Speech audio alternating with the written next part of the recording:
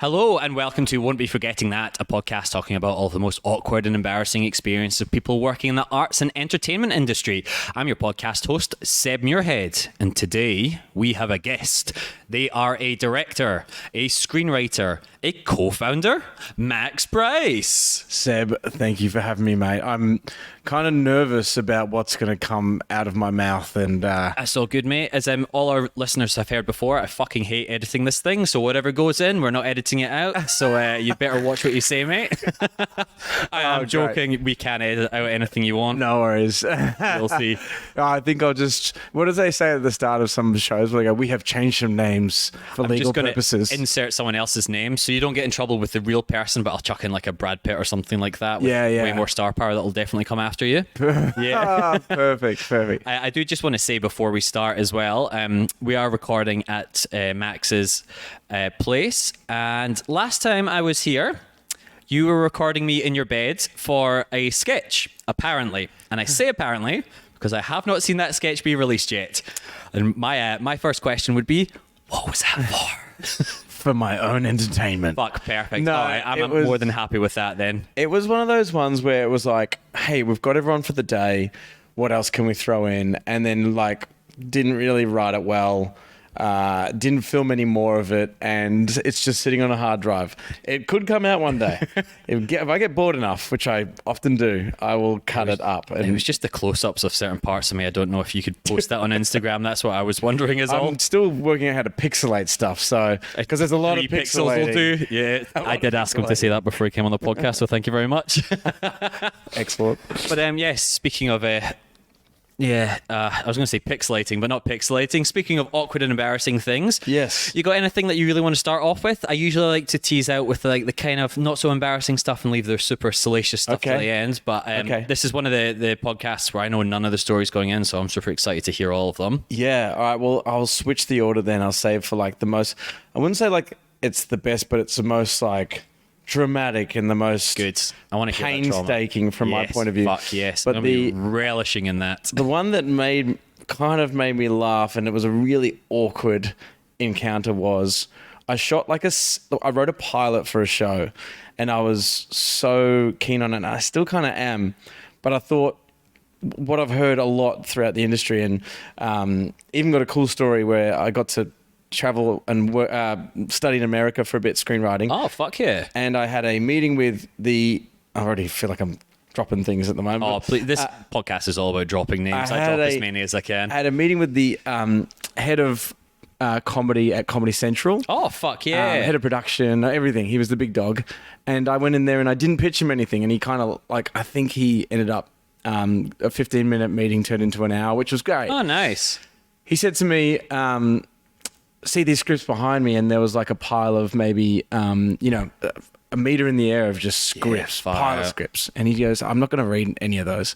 All I do is get my, employees out there. There's like 3 or 4 of them to just sift through the internet, sift through YouTube, and find stuff that's already been shot. Like he goes, one of the girls out there found Workaholics on just a little mini series. Yeah, no shit. And he got him in there, gave him $1 million for a pilot, just quietly, $1 million for a pilot. Jesus. Fuck me. And that's America for you. That's America. Australia and then, be like, we'll buy your entire series for 10 grand. Yeah, exactly right. Yeah, and you can get that from Screen Oz and stuff. We're not even going to give it to you. I know, directly. Right?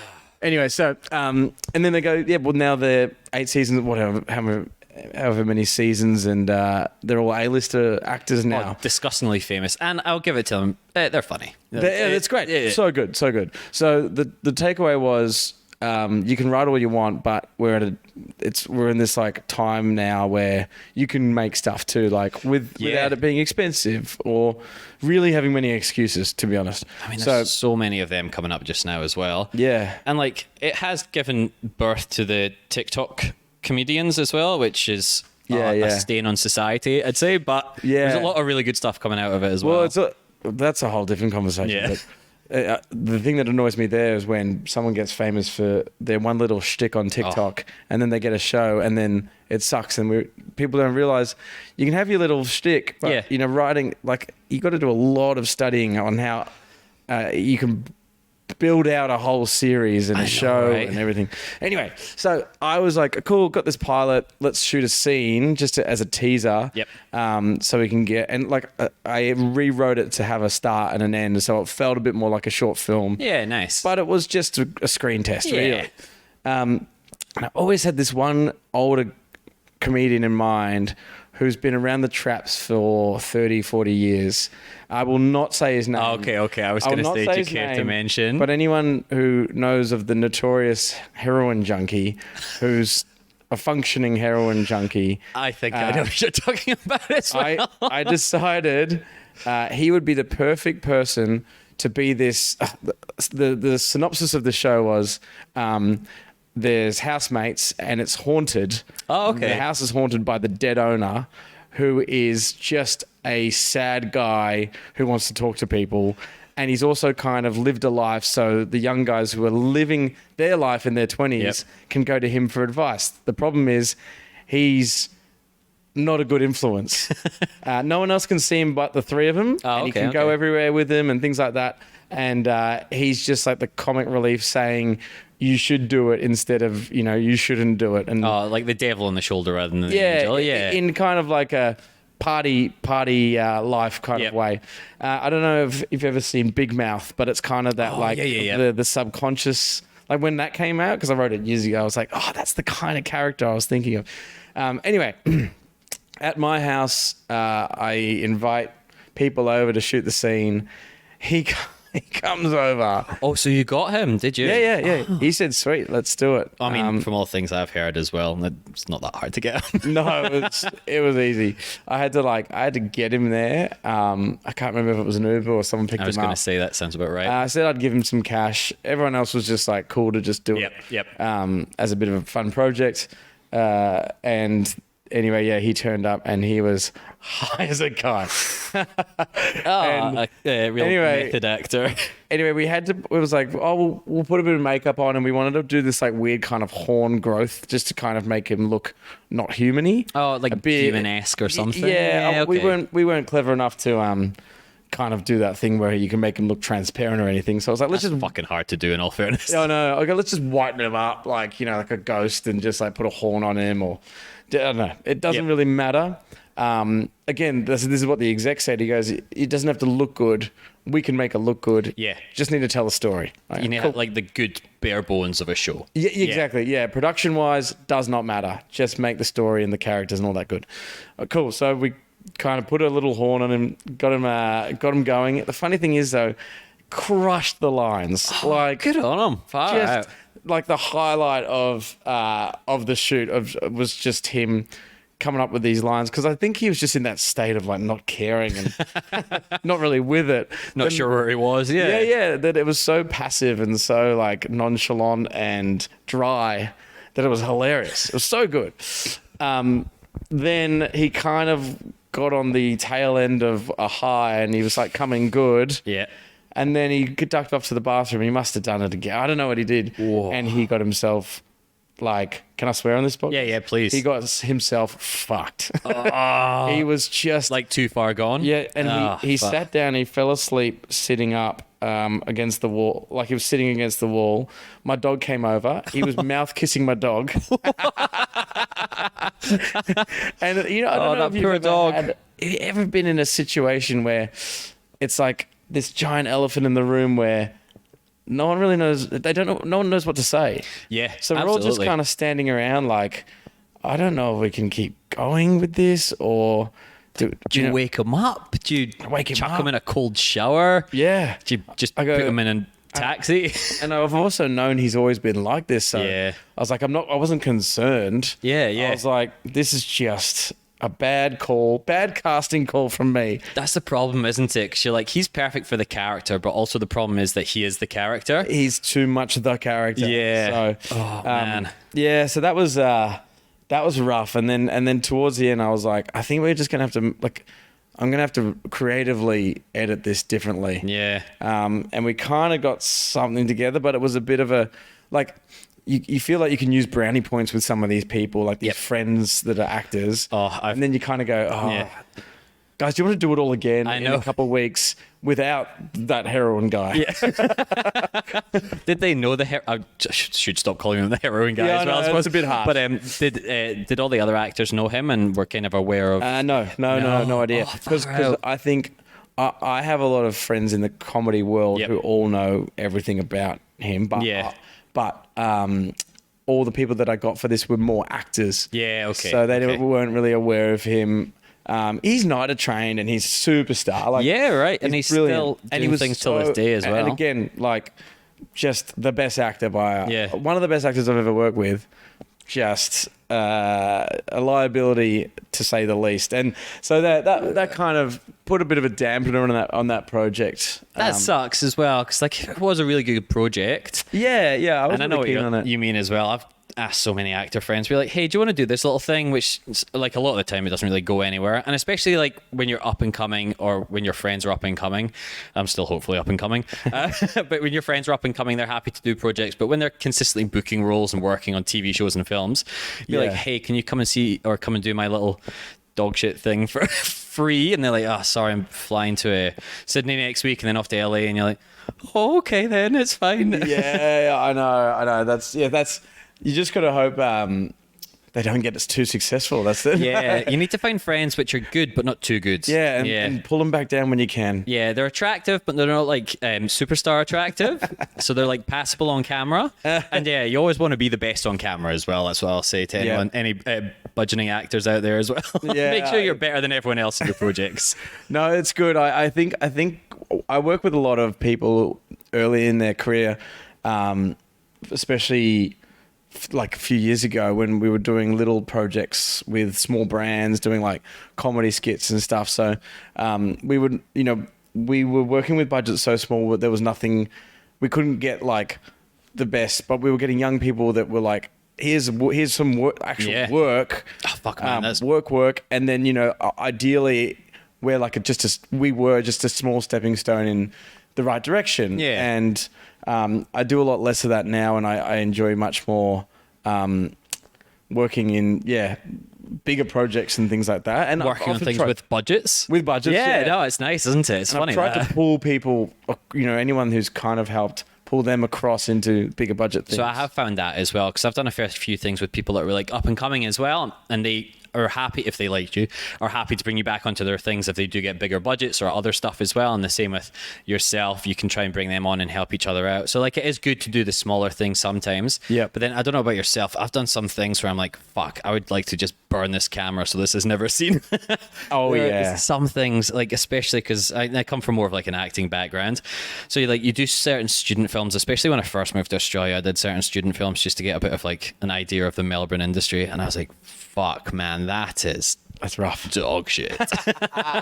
And there's loads of stuff I've done which is absolutely fantastic, and I'm still in touch with a lot of those people as well. Yeah. But then there's some things you just turn up to and you're like, I mean, it's like, and I get students aren't always the most experienced out there, but you're like, put in a little bit of effort maybe, guys. Yeah. And it's always just, they're always wanting to do something that's already been done better before as well. They always want to do like what's it called, like a office style thing where it's mockumentary. Yes, yeah, the talking heads to camera and stuff. Yeah, the supernatural mockumentaries. I swear to God, What We Do in the Shadows. They're a great film, but my God, they fucked like student films for like 3 years. Everybody just wanted to do them, and I've done so many of them, and you're just like, you guys know this is bad, that right? that style really feels exhausted. Oh yeah, I know, right? Documentaries. Especially if you're not got funny people in it as well, or like people that can't really like improv off it. The thing is, it was a super, like from a writing perspective, it's a really good way of telling jokes and explaining you can do exposition like just by saying like it's a narrator without being a narrator, because you could just say it can be a setup or it could be a punchline where you can go, he shouldn't have done that, but he blah, blah, blah, blah, and then he does it. Yeah. You cut to him doing it. Exactly. Or vice versa. So it's just a beautiful way of doing comedy. But then The Office was just like, they weren't obviously not the first, but they were very innovative with it. Yeah, right. And then just like Modern Family, they like weirdly that's right. started with it, and then they it's like it's so borderline. Like the cameras aren't there, but the cameras are there. Yeah, right. There's just like loads of stuff. Yeah, that was a funny one actually. Yeah. But yeah, there's a lot of good stuff with it as well. But then there's also just like a lot of I think just lazy people and be like, this is easier than trying to do a proper one. Yeah. Yeah.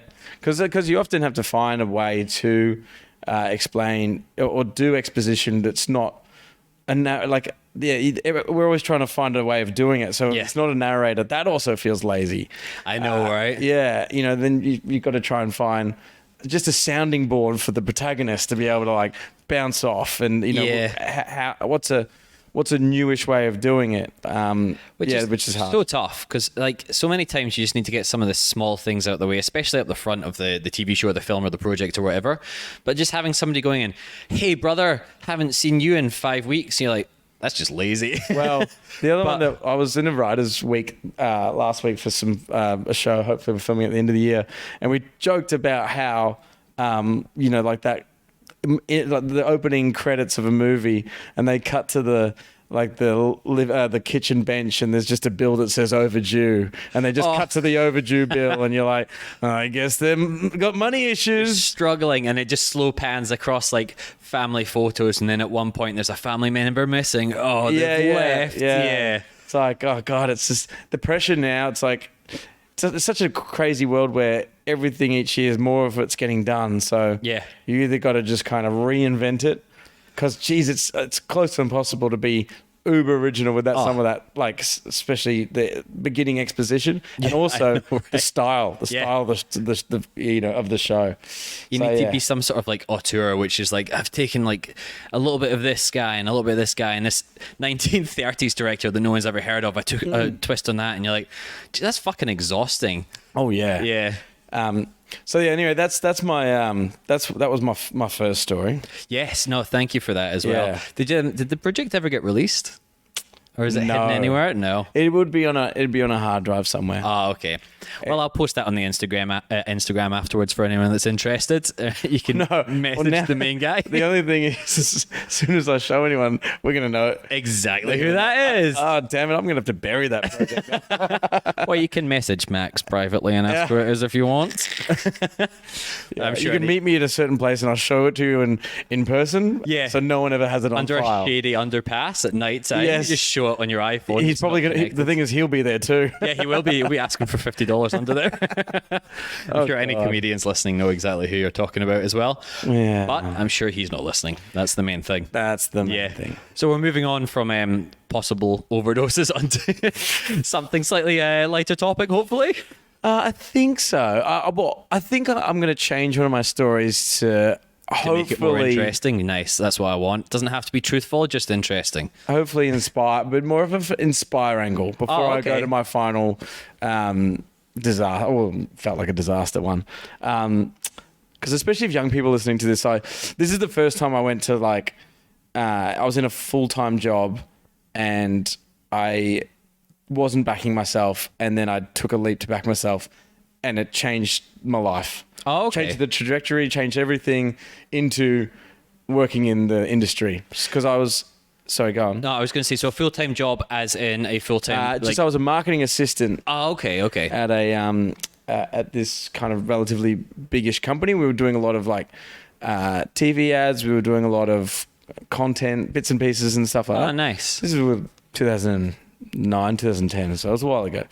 And I would always be coming in and pitching ideas, and the marketing manager there, again, remain companyless and nameless. Oh, we will absolutely skirt around this because I'm still very much trying to get TV commercials myself as well. So can I quickly ask though, some of the TV commercials that you either see on TV or from our ends, like the pitches or any of the packs that go out for auditioning, are the strangest fucking things in the world.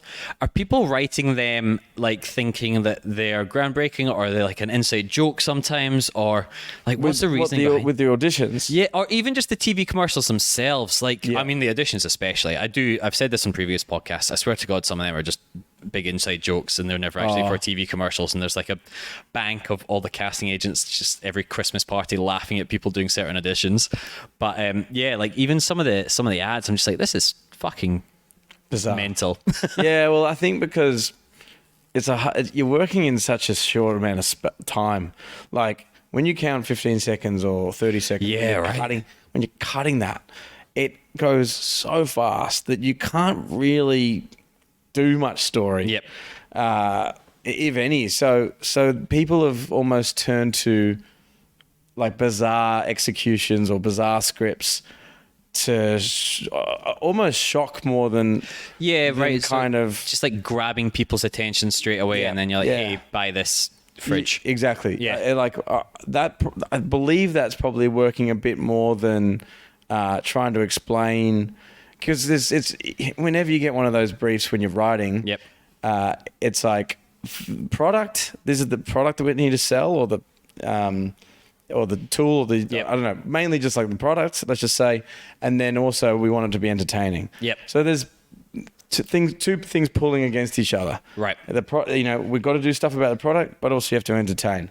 So if you've got a 30-second ad, now if you divvy up that in the middle, that's 15 seconds each. And then there's probably going to be someone in the marketing team pushing more towards product, and then someone else pushing more. So like it's just an endless tussle of both. So again, if you want to tell story, that shortens it. It halves your time. Yeah, right. So then it starts to become, it's risk taking. But let's do something weird, or let's do something crazy or strange or whatever. Let's hope it pays off. And definitely half the time it might, and half the time it won't. But that's probably why, companies and creative agencies are going down this stranger path, because it's everything's dull, or everything is either dull. You don't want to be like a Harvey Norman that just yells at you for 30 seconds. Oh, right, for sure. Hey, that's just, or Bunnings, where they've just stuck to the same thing forever. Kind of their brand, but then also kind of I'm just like, I don't care. I think the consistency works. That's the problem, and that's why I could never work at a joint like that, because you would just bang your head against the wall. I mean, it'd be the easiest job ever. It's copy paste. Same thing every time. Use the same graphics. Anyway. So I know we got sidetracked, but we were kind of in that, back to my story. I was working, I was a marketing assistant, just like I was getting coffees and I was doing really run-of-the-mill stuff, but I wanted to kind of work my way into, of course, like the creative classic stuff. Working from the ground level up. Big time. And I remember I kept pitching like week after week, month after month, almost a year or two of pitching anything to do. Any idea, just like, I think this would be funny. And I'm in that really kind of like impressionable age of like young adulthood, 19, 20 years old. Every idea is just getting knocked back by this one guy who's kind of like he was like the judge of entertainment and humor. Oh, the gatekeeper. The gatekeeper. Oh, okay, cool. Oh, not cool, but yeah. He was the gatekeeper of ideas and what was a good idea and what was a bad idea. And it was like being gaslit for like 12 to 18 months. Because I started to question everything. I was like, maybe I can't write anything good, or maybe I don't know what's funny, and all those things going through my head. And in terms of the theme of your podcast, it was like, this is exactly like the embarrassed. I was embarrassed for myself. I was like, that's such a shame at that age as well. Yeah. And I was like, oh, maybe I just, go back and kind of put a shell on and just that's maybe I just stick to something else, or I try something, whatever it was. And I was like, there was this one idea that I just like, there's got to be something in this. And again, another classic, like, oh, I don't think it's funny. I'm not sure if it's too. And I just was like, oh, well, I know how to use it. Like I used to make Scape videos at school. Oh, yeah. I've learned how to like edit on, for anyone old enough, Windows Movie Maker. Classic stuff. That's dragging the little window down for the little, right next to Paint. Windows Movie Maker. And I was, Scape videos and all that. So I was like, oh, all right, well, a couple of mates, let's just go out and shoot this thing on a Saturday, and shot it. Pretty much started a YouTube account, uploaded this first video, and it was one of those things. Went to bed that night, woke up in the morning. Oh, no shit! 500,000 views, contacts from everywhere. Can we use this on this thing? This is cool. Blah blah blah blah. And it was just, that was like the penny drop moment. I was like, can think of funny shit. This guy is not funny. I don't know how he got to that marketing manager position. That guy ever have any good ideas or anything then, or was he like funny, or is he no, just kind of not at all gatekeeping because other people had better ideas and he didn't want to show his lack of worth? Yeah. Well, he had a lot of other roles to fill. I don't want to knock him too much, but it was like he was dealing with plenty of other things, and I was just this persistent kid who kept coming and going like, why don't we do this? Why don't we do that? And I think I'm almost glad that happened, because it managed to it taught me, just like, if I think it's funny, back yourself, do it. And a lot of people tell you it's not funny. Yeah. But after a while, you'll find the audience will find you. Yep. And that's how you end up starting to, gain an audience. It's not going to be everyone's flavor, but that's what comedy is. It's like, it's subjective. I mean, like, there's fucking 8 billion people in the world as well. If you find your little market, I mean, that's all you need. It's pretty good. Do you want to say what the video was, or are we keeping that a secret? I'll think about it. Okay, that's either fine. I'll reveal at the end. I'll check back at the end of the podcast. Yeah, if it's in there. But I think also that's such a good thing to say. So just make your own shit. And I mean, like, it's all very well and good by like multimillionaires being like, go out and film a movie in your iPhone, and you're like, I don't know if that's going to get you anywhere. But like little things, little short clips, short films and all that kind of stuff, like you were saying with your first story as well, it's just a little bit of a proof of like concepts, and then somebody that's far richer than yourself come along and back you, hopefully at some point. And then, I mean, look at Auntie Donna just now, like they're onto their next TV or their second TV show just now, and it's brilliant. They just started off with funny little clips on the internet as well. And to be honest, there's no better time to like try stuff. TikTok's like a great space to test little like harebrained ideas, little embryo, like, there could be something here. I'm just like, you don't even need a punchline and ending or anything. You really don't need any of that. And you can push against that, but I've actually pushed into it and just been like, well, I'll just see it. I'll see if this will, I get to film stuff on my little camera or phone, cut it up and be like, okay, that worked. That's good to keep in mind for the bigger project later. Yeah. I'll revisit this joke and slip it in somewhere.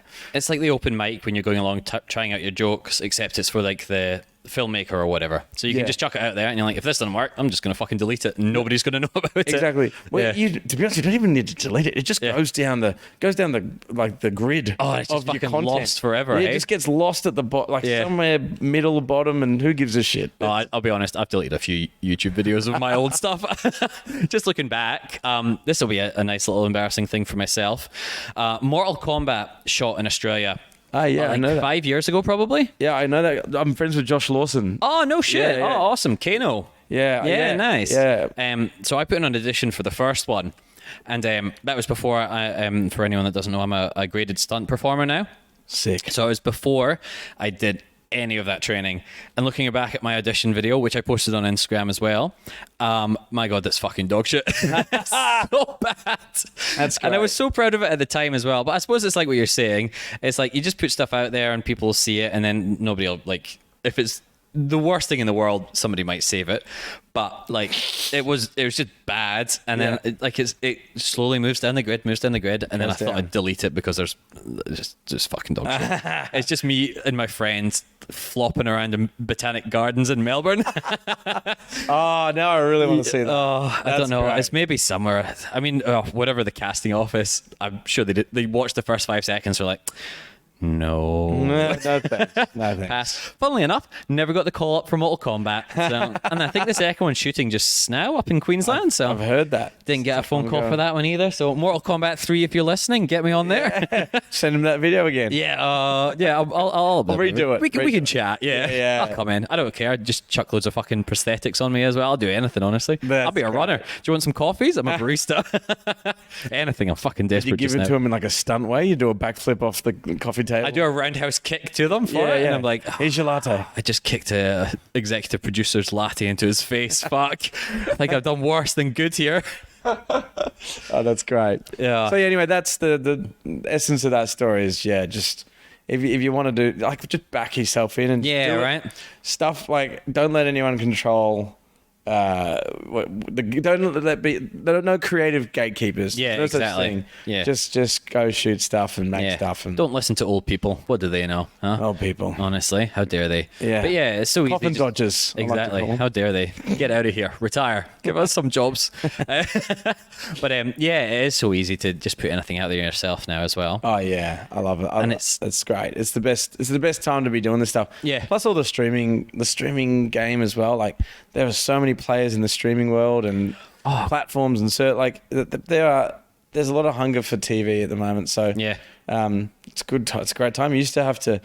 There was only a few players about 10 years ago. Oh my God. And you had to go in there and pitch and try like everything to get your foot in the door. And now if you put something good enough out, they end up coming to you. They'll come and find you, yeah. Yeah. So especially with like writing for TV and stuff like that, so you have been doing it for a little while. Like we were saying, like even 10 years ago, you had your 5 or so channels, maybe. Yeah.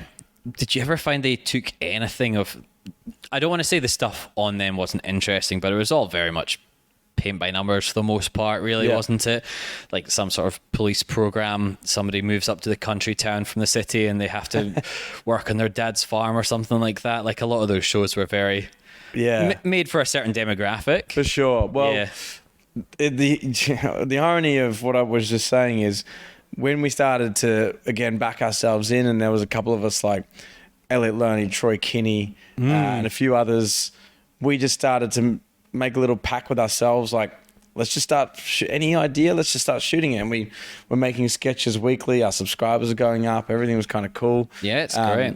And I think those, Channel 7, and then like when all those little other, those channels were coming out, I don't even know what to call them, the second and third Channel 7, like 7.2 and 7 and all those Plus things. and all whatever it is, yeah. Yeah, so once they came out, they were looking for more Aussie content, and we were asked by one of the executive producers, like, we like your comedy. Yeah, and you're there already. Like, you have essentially a show, or at least something you can put together. So when they do come knocking, you're not just like scrambling with any that's it. terrible idea that you can pull out your arse instantly. Yeah, We kind of were exactly that example that I said at like Comedy Central. It was like we had stuff going out there, and we were approached by Seven Mate, and they said, have you guys got enough stuff for a pilot? And we were like, yep. And we had nothing. Yeah. We were like, we've got heaps. We've got enough for a season. That's also a little tip for anyone, like writer, actor, comedian, anyone that's starting off in the arts and entertainment. If somebody asks you that, just lie and say yes. Absolutely. It's the same thing. I got so many people I've worked with that are like, can you ride a horse? And they're like, yep. And then they get on set and they're like, so I lied, but I'm here now, so can you teach me in the next half an hour? I mean, that's a little bit different, I feel like. That's life or death. Do it if you say you ride the horse. Absolutely. Ask that to Superman. But so, and then we did a pilot, and we did, ended up doing 4 seasons of that sketch comedy show. Yeah, which is epic. Yeah, absolutely. Especially on Australian TV as well. They're not always super receptive to sketch comedy, I found. Yeah. There's definitely been a few that have gone out there that we always found like we had a theme or had something to say or an angle, and we stuck to that angle. Yeah. On the Kinney show, and I think they're the ones that roll over into their second and third and even fourth seasons, like you said. Yeah. Whereas a lot of other ones are kind of just... they're a bit too random. Yeah. And they kind of hit from different angles. So you can't really settle into a show because they're pushing one way, and then the next sketch they're going the other way. And yes, I guess you have license to do that because it's a sketch show. So everything can be completely different. But I have noticed when I've watched, not all of them, but some of them that have come out recently, they didn't really feel like they had a certain direction, or at least some of them don't even really have endings or punchlines. So that used to annoy me a lot.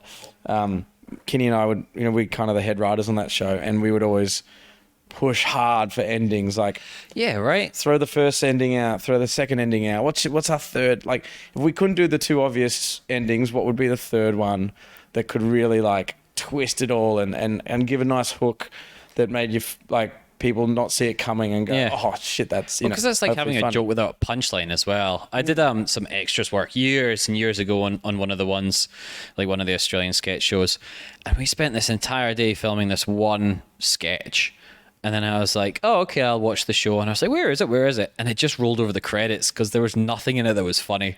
Like they just spent, God. yeah, the entire day. And I think, and this happens every now and again, like especially on the indie scene, they'll come up with a name that's funny, that's like a play on something popular. Yeah. And then that's the premise, but there's nothing to back it up. Yeah. And it was exactly that. And then it just rolled over the credits, or the credits rolled over it. And it was just like, I love that. we spent so much money and time, and it was That's a whole outside of day. Melbourne, so it was like 40-minute drive outside. So they had to bring, like, for anyone that's listening that's not so familiar with filming, you have to like essentially bring entire units out there. So like there's an entire hair and makeup unit that has to travel out. There's an entire lighting department, electrical department. Since you're shooting it was like a forest area as well for the most part. So you've got so much transport. Whereas if you just shoot in a studio, it's all set up already. Yeah, so yeah. it's way cheaper. But they spent this entire day out there, and it was just nothing. And That particular, like, I don't know the idea, but there is definitely a filter you must run through your head when you go, funny name for a concept or a play on words or something. And you go, you have to run the following filter, which is there anything beyond that? I think that's where everybody stops. They go, funny name.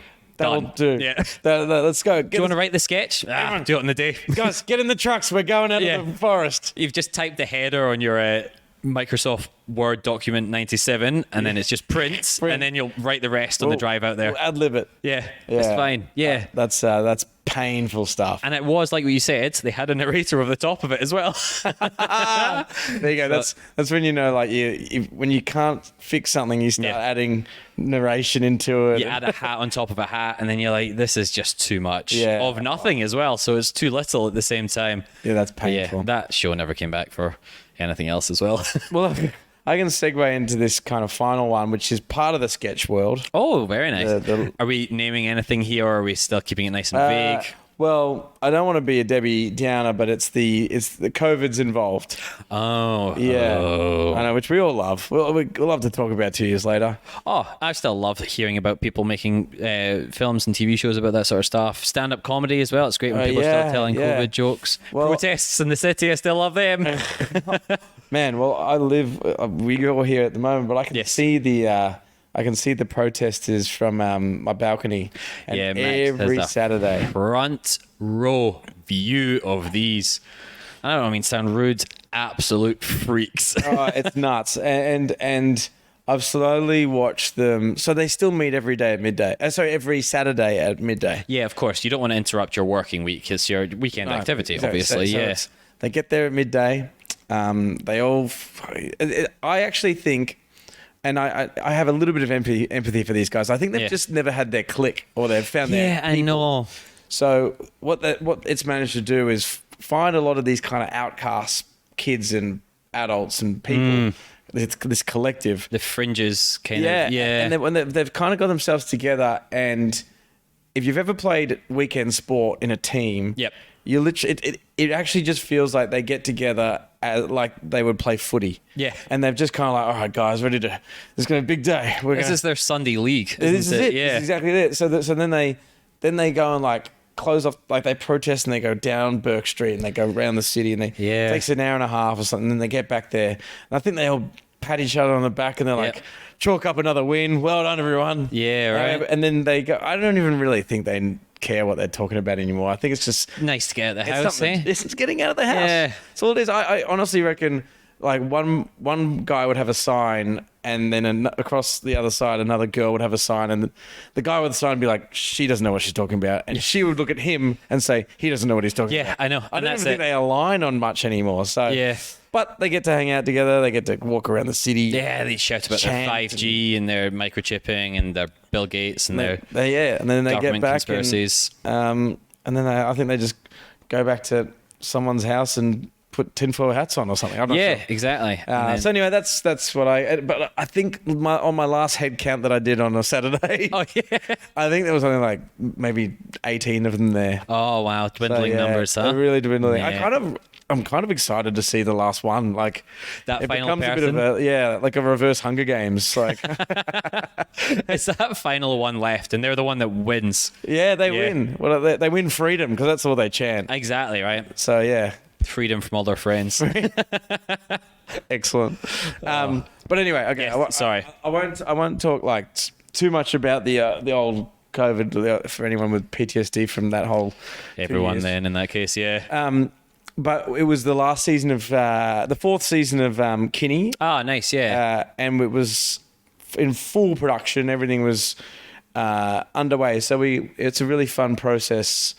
Troy and I will hire a bunch of writers to give us what we call just like a one pager Yep. of sketch ideas, and we ask them nothing more than a sentence or two Okay. of just like an angle or a thing or a thought, even just an insight. When I do this, my wife gets annoyed. Okay, and then that's the idea for the sketch, which you then later can develop. Yeah, Yeah, cool. It kind of it helps Troy and myself see ideas within insights or get an angle on Yep. something. And like one of them was something about man flu, and we wrote. So then it was like, women don't believe man flu exists. Yep. That's that's not true, but it's kind of like a funny thing to play on. premise. Yeah. So then it's like, okay, if that's a thing, well then what are people in denial about? Okay, well it's an issue and they need therapy. And I was like, what if we do a group therapy session with some wives to try and convince them man flu is real? Yeah, right. So that's how like a little idea can just turn into a sketch. And so we get a bunch of writers brilliant writers to do some one pages. We kind of take all that and we kind of fly somewhere around Australia and spend a week in a house. Yeah, great. Just writing, and might be my most favorite thing to do because it's almost That sounds fucking great, to be honest with you. it's getting paid to do it. It's Yeah, insane. right. So you just almost phone off. We're just in it for like a week. I'm going to presume this house isn't somewhere in like Box Hill as well. This is nothing against Box Hill, but this is Shout out to all the Box Hill fans. Yeah, thank you all. One of them that has an iPhone down there. No, I'm joking.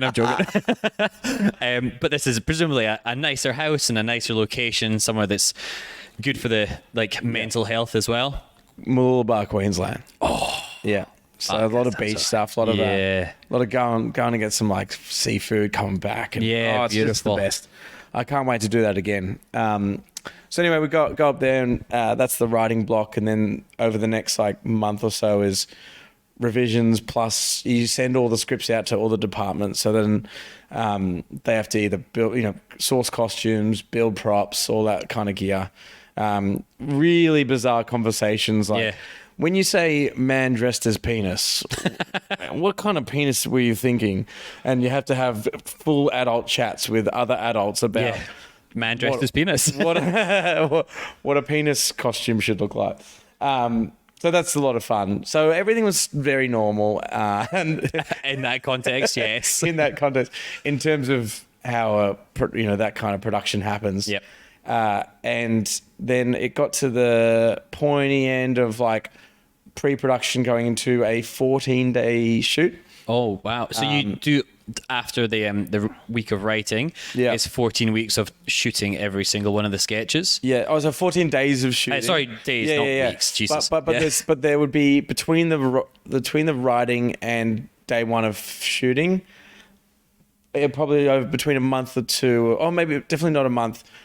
Probably around 2 months of pre-production. Yep. Of casting, availabilities. Yeah, all the logistics, boring stuff, like- which is such a pain in the ass, but so necessary. And sketch production is really hard because, script one might be like Yep. exterior, the moon, night. And then Fuck, actually having to get the moon when it's not booked out as well. I know. Elon doesn't. Anyway, Yeah. that's a nightmare.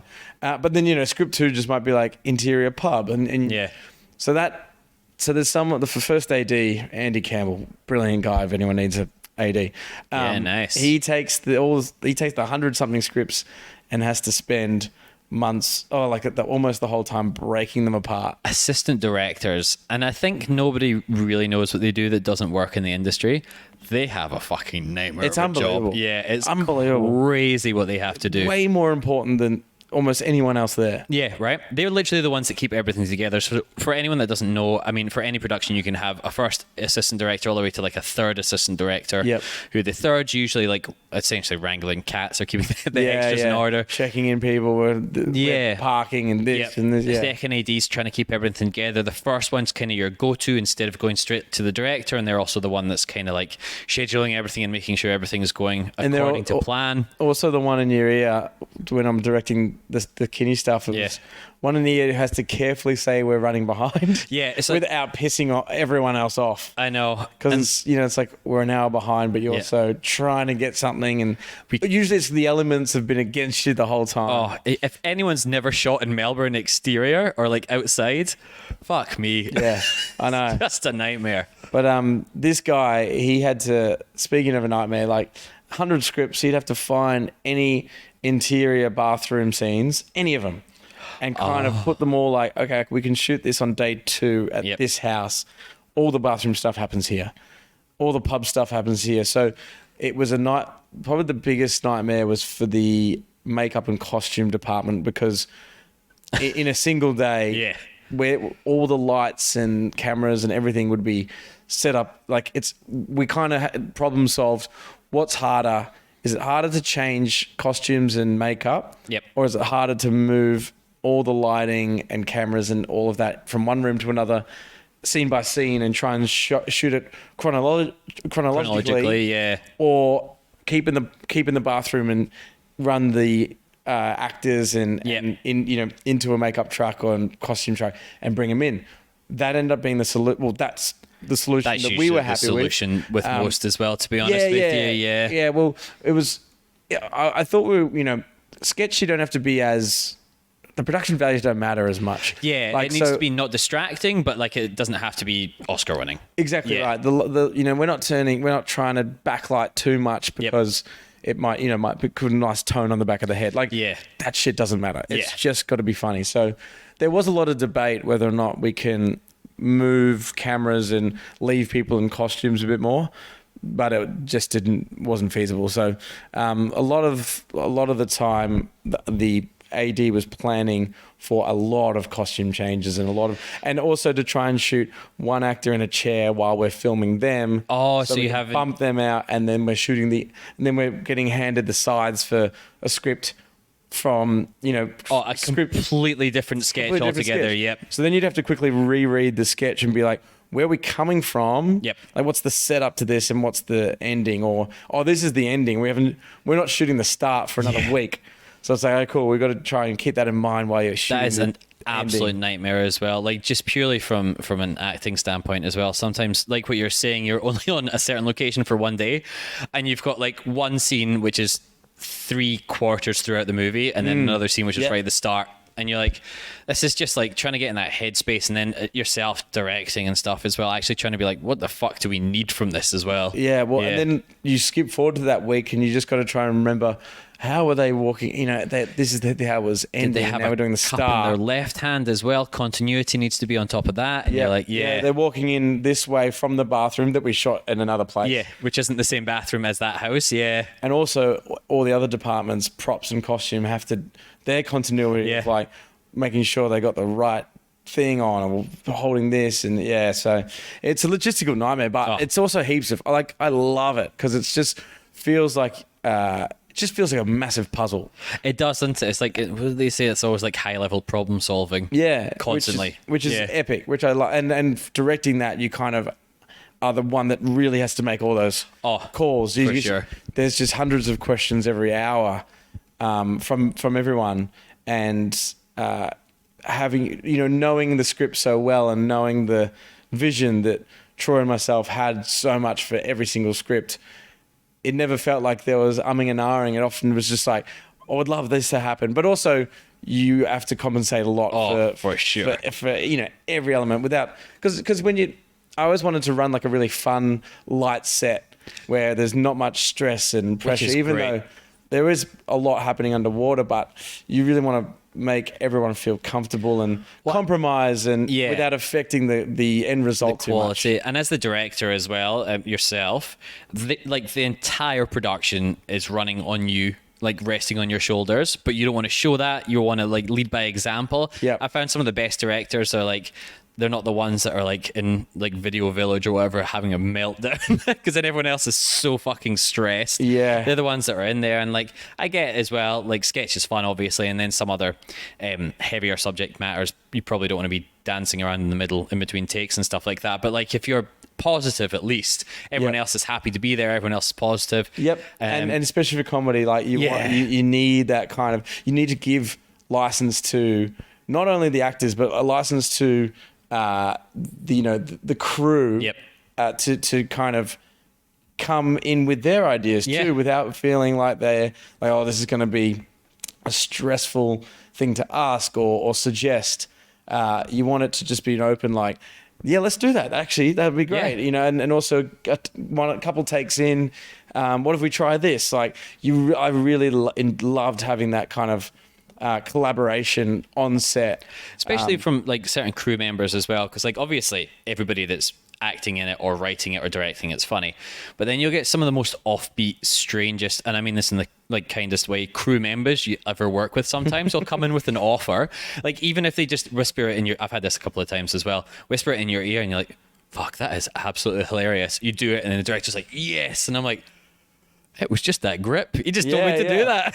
It's like, well, it's funny. A lot of those crew are like, when you're more in the actor and director roles, you aren't on set as much as nowhere near as much. Those guys who are just like just leaping from project to project, and especially as working. An actor. You're maybe on a project for 2 days. That's and this other person has been there for 60. And then they're going straight onto another project, which is filming in Thailand for 120 days. And all they do is they, like once it's all set, they sit there and watch. Yeah. So there's definitely there'd be so many of those crew that just like have learned like what good and bad is. Yeah, right. And what funny and not funny is. So those suggestions are just like, yeah, let's do that. I know, right? So it's so nice when there's like an atmosphere where they feel like they can speak up about that as well. Big time. Yeah. So, this is great to say all this for where this story is about to go. This has all been going so positive as well. Everything's been going so well. So well. So we get up to day one of shooting. Great day. Everything's good. Good to get the band back together, and we have a fun day. We run a little bit behind. Our new DOP has kind of misjudged how long he's going to take lighting everything. Yep. DOP, for anyone listening, is director of photography, so your main camera person essentially. Camera person, yeah. So anyway, that was a little bit annoying, and that kind of, we actually kept getting more and more behind, which has never happened in my career, that was stressful for me, but not the point of the story.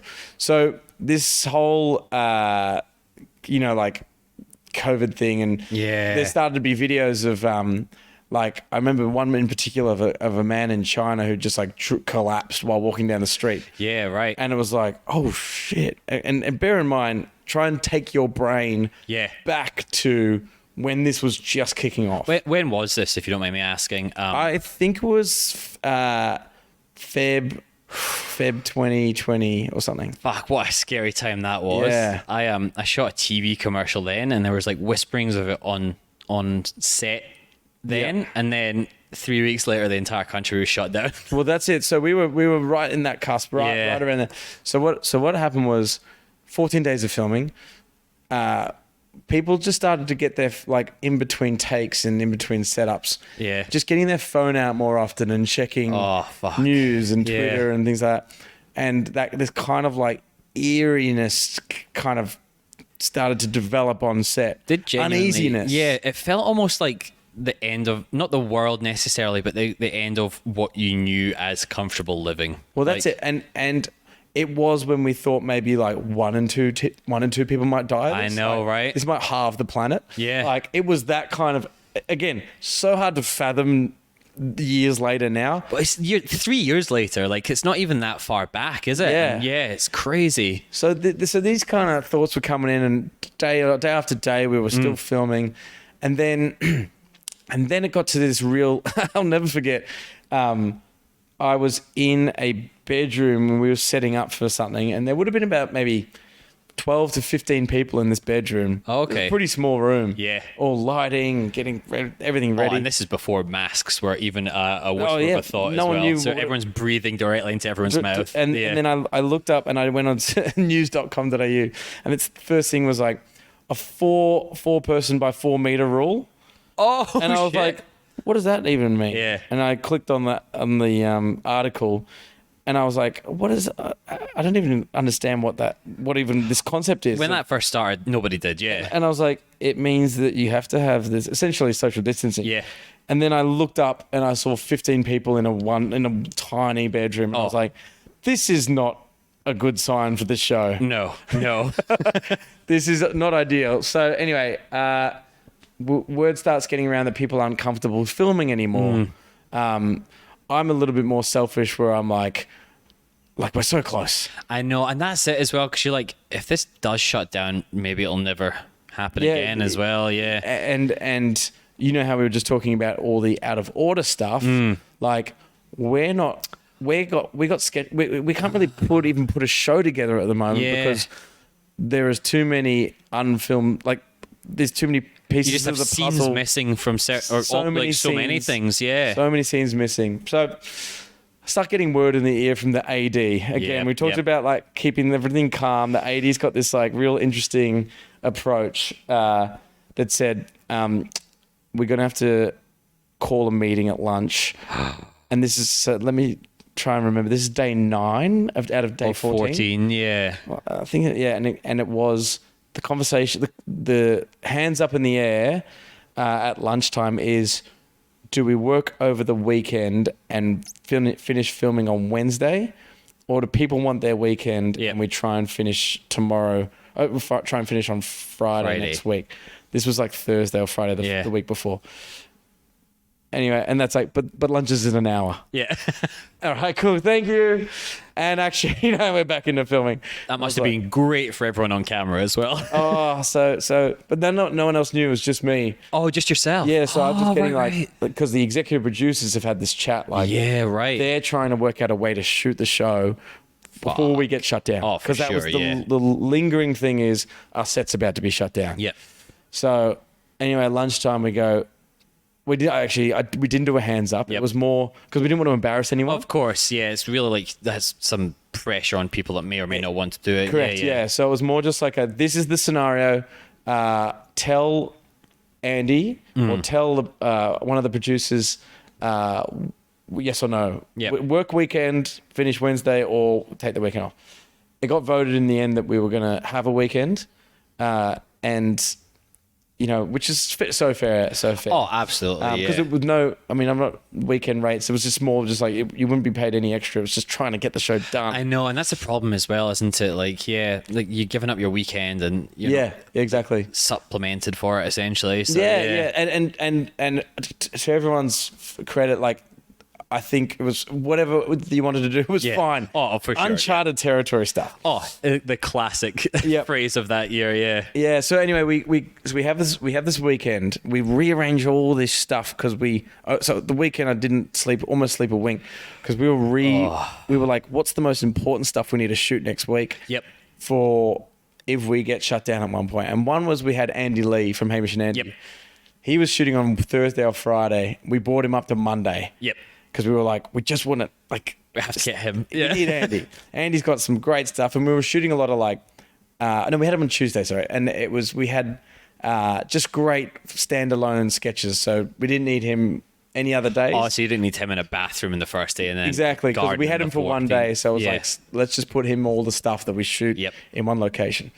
So Monday comes around, and it was.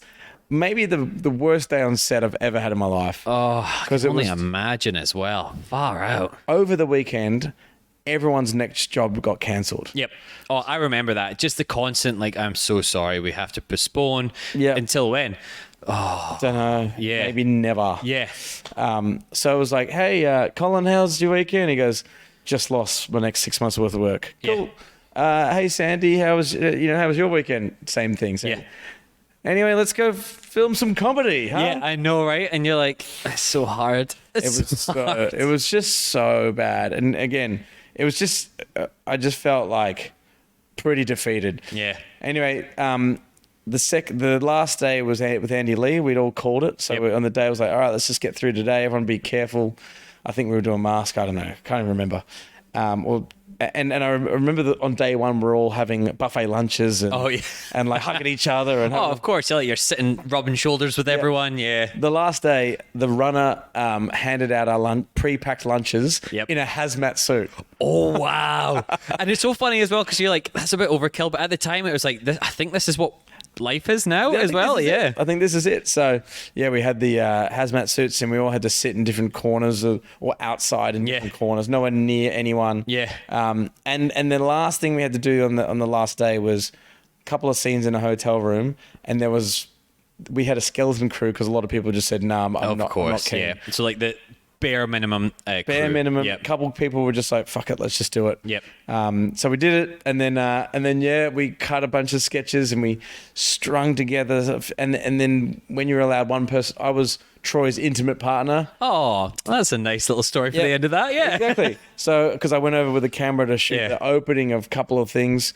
We probably didn't have to fuck each other, but we did just to. I mean, man, it was the end of the world. You kind of have to in that case. It's when the meteorite's flying towards Earth. We had to stick to the story. Intimate partner. Exactly. So. That's what you were filming as well, just to show the government. Yeah. Well, if I got pulled over on the way home, I went, well, check out this video. Yeah. Oh, that's that YouTube video that you said you uploaded. That's there we go. One. So he did tell us. That's the one.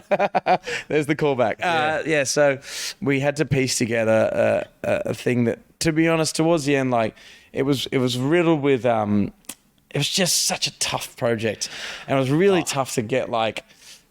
Something that we were super happy with. We were kind of proud of ourselves in the end because we got a show together.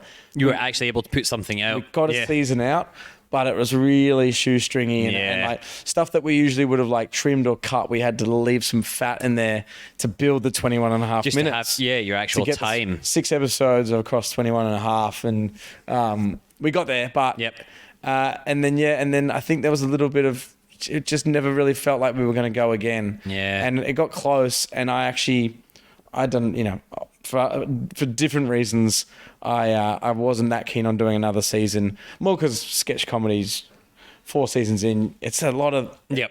You're living in 2 or 3 minute worlds all the time, and I just wanted to kind of start doing longer form. Yeah, of course. But anyway, so that's... it was just embarrassing on the whole that's more many anxiety inducing. I'm sweating. It's bringing me back to those times as well. I know, and I haven't explained that in that much detail in a while, and it does bring back some like anxiety of just it's that time as well, February 2020. I mean, obviously COVID was pretty rotten like for a lot of the different months, but like that time, just trying to remember that time. And I mean, ourselves working in the arts and entertainment, you essentially just kind of thought that industry was dead. Oh yeah, exactly. Yeah. Well, I almost didn't work for like 2 years, and that's when this kind of the idea for the app came up, this Laughscape app. Yep. That was born out of me and my partner. We were just like, I wasn't sleeping, and I was listening to like Calm and Headspace, and it was too serious. Yeah. I ended up and those are apps for like anyone that doesn't know as well. Like Matthew McConaughey will read you a slow sunset story time or something like that. That's it. Yeah. And then you fall asleep to it, like ASMR-esque. Almost. Yeah. It's just more just like calming music with some stories. And we had just had this idea of, again, no work to do, literally sitting at home. Yeah. Nothing going on. Well, this kind of segues perfectly into the end of the podcast. But then, if you are able to talk a little bit more about Laughscape, because I personally love it. I cannot fall asleep to it because I just sit there and want to listen to the end of the stories. So I just listen to it on a walk instead. Because I'm brilliant. I want to know what happens. Because you have some of like the best Melbourne or even Australian comedians on it as well, telling funny little bedtime stories. Essentially, that's kind of what I found was I kept these serious kind of mindfulness apps and these sleep stories, I was just like, can't buy into this. And I kept reverting back to like Ricky Gervais, Steve Merchant, Carl Pilkington. They had a podcast in they're like one of the original podcasters as well, yeah, like they had one, Ricky Gervais Guide to, and they just like did topics with Carl Pilkington. And I found it really soothing listening to like a couple of English blokes talk shit about nothing. Yeah, exactly. No purpose. Right? There was no direction, no learning.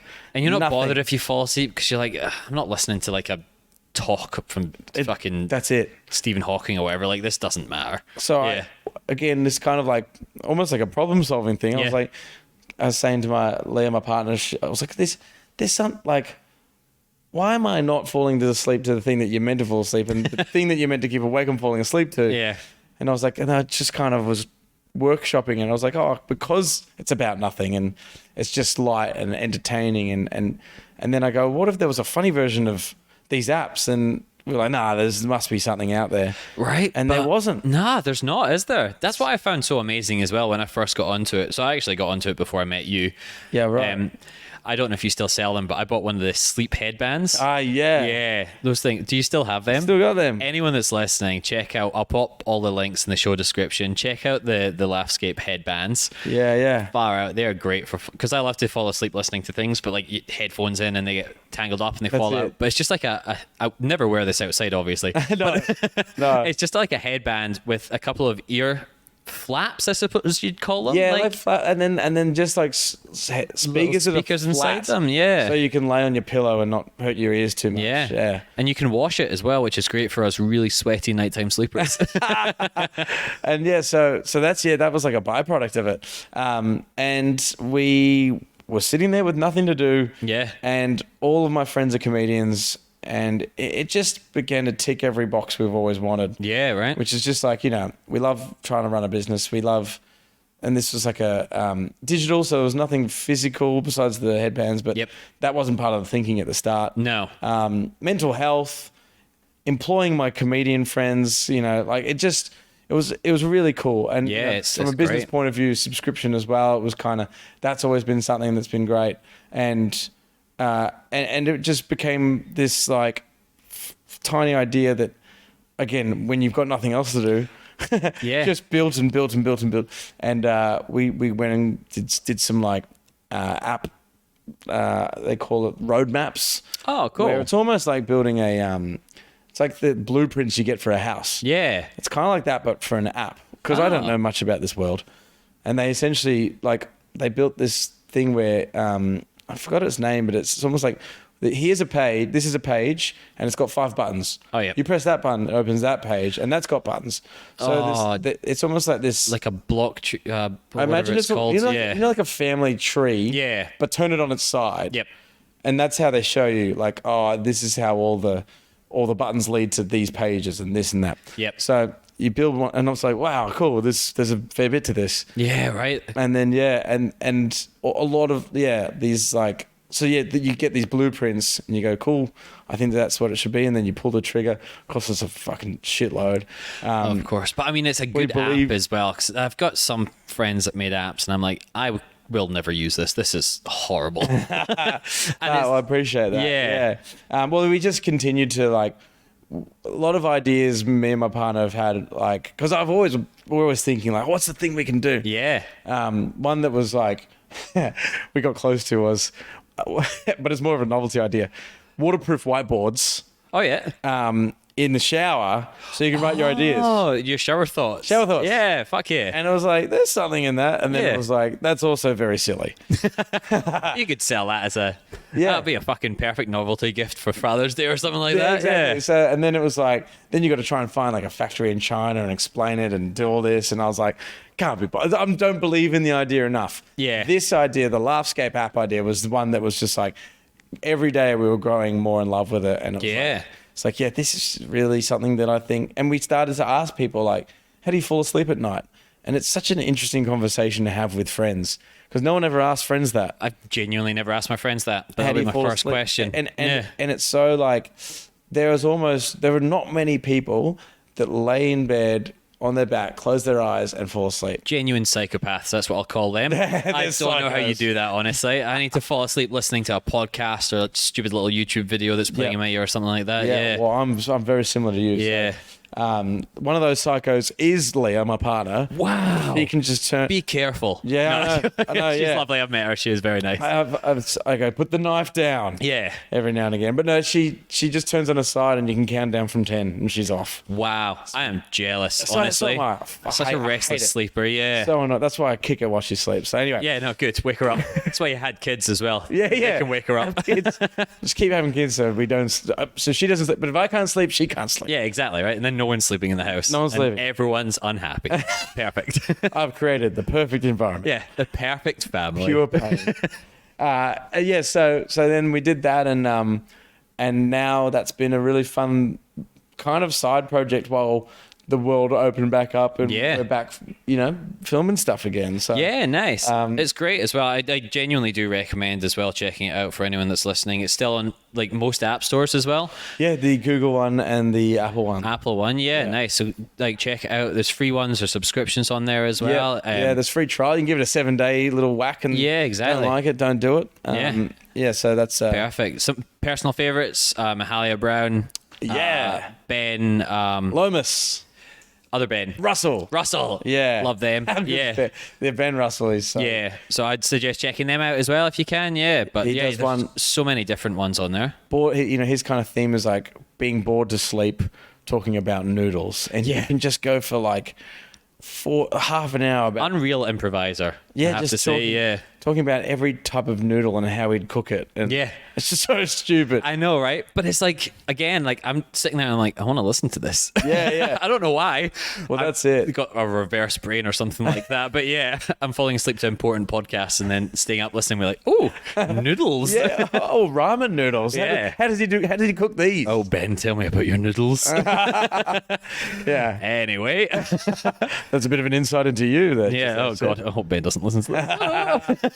And what else do we have on just now as well? I know we're writing for Fox as well, is it? Yeah, I'm at Fox Footy for the year. Yeah, nice. Was there last year on a kind of like a late night variety show on Saturday nights, and then we're kind of it was finishing too late, so I think sponsors weren't that happy, but it's hard to put it in a different spot. Yep. So what's powering down is going to red, but is there like a powering brown? Orange. Orange? Like powering browns when you have some unfortunate foods. But when it's just like so I'm doing hand gestures on a podcast, so it's good. So I should have tried that analogy. Yeah. Essentially went from like 26 episodes last year, which was like the whole footy season, down to like 5 or 6 this year. Yeah.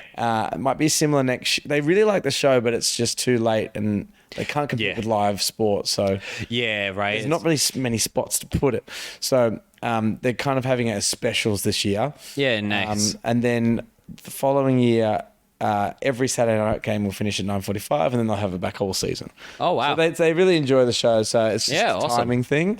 And then I do a bit of a racing show where I'm on a panel now. Oh, fun! More on-screen stuff, which is good fun. So that's on 7:2 in the morning. Yeah. What's the name of the show? 3 Wide No Cover. So that's awesome. Just a bit of a. That's just kind of.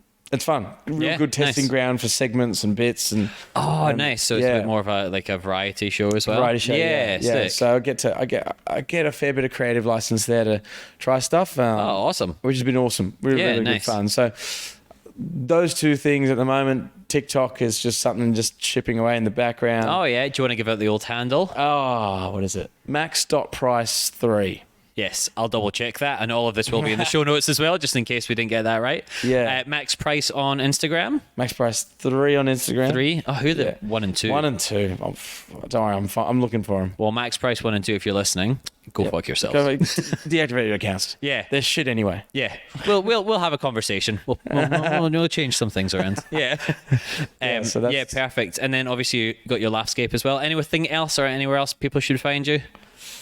Just if you see me walking into places I shouldn't be, just grab my shoulders and tell me to go home. If you're in any of the protests just now as well, Max is apparently close enough to actually see you. So just scream out, "Hi, Max!" Yeah. Do one of your signs as well. Love your drums. Love your megaphones. Oh, everybody loves their megaphones. More of that, please. More of your chants as well. Yep. Honestly, if you are listening, I have one thing to just go somewhere else. Yeah, they won't be listening. This is broadcast on 5G, so no, yeah, I think you're better off shouting out your window at them. Sorry, I will just shout. All I want them to do is do it somewhere else. Yeah, I think we all do, to be honest with you. And I'd be remiss not to ask as well. You've had the whole show to think about your answer. Do we want to give away the name of that YouTube video, or are we keeping it? No stress, no pressure. My YouTube's there. If you want to go, and it's if you can be bothered on the mouse scrolling back that far. Okay, so this is a little bit of homework for anyone that wants to listen or wants to see it, I should say as well. I'll link the YouTube channel as well. I'm going to end up doing what you did. I'll end up scrolling through and looking at other videos and going, "That's getting deleted." Delete unless the delete is 3 videos by the end of it. I think so. Yeah.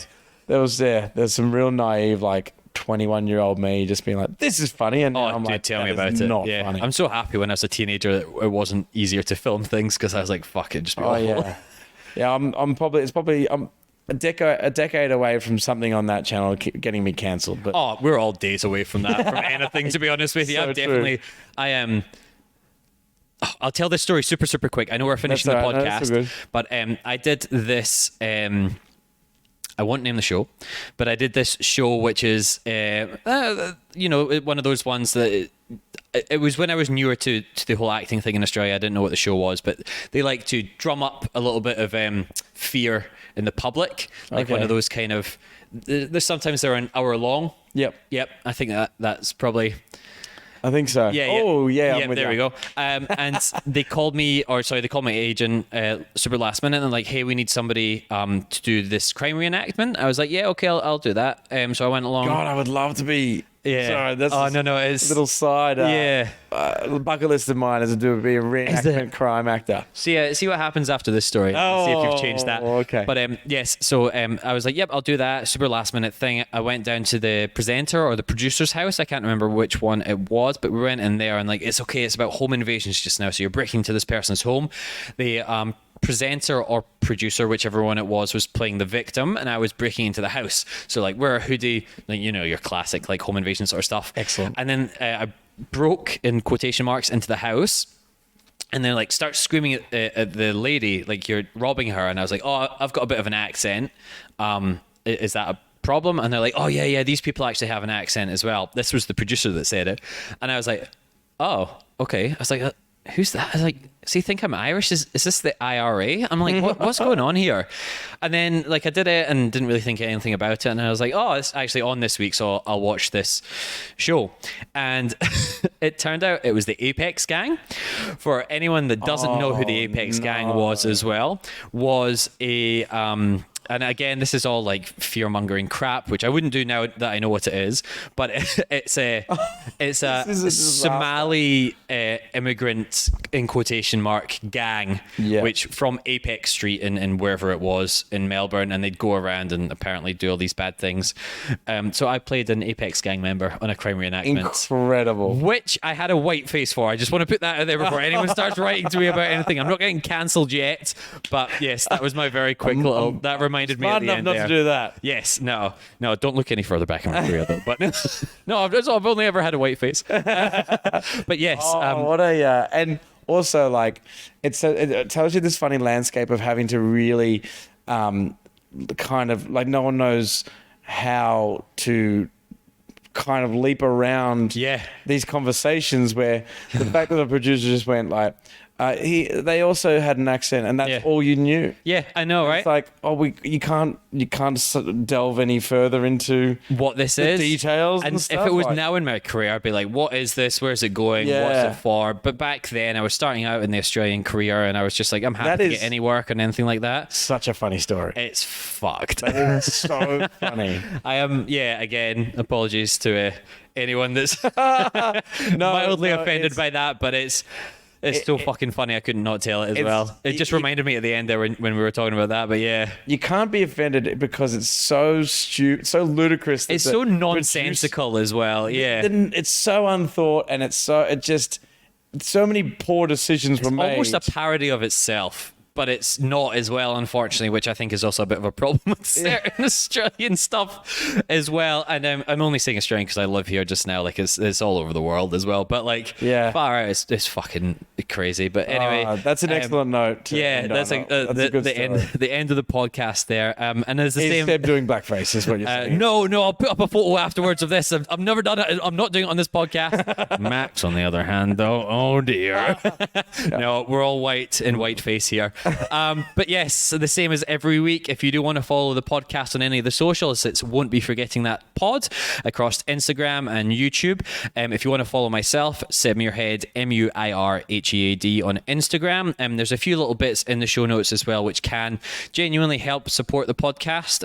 It's like genuinely, it really does help. So I would appreciate any of that. If you can, absolutely fair enough as well. And if you did enjoy the podcast, feel free to rate, review 5 stars. That's very helpful too. Give a little subscribe too. But yeah, thank you very much, Max. No worries, brother. That was a lot of fun. Yeah.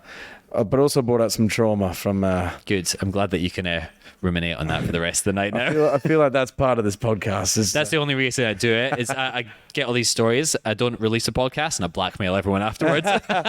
It is humbling though. It's good to remind people that there's a lot of shit shows that happen out there. No matter where you are in your career as well, it's always going to happen to you. Exactly right. Yeah, perfect. Cheers, mate. Thank you, mate.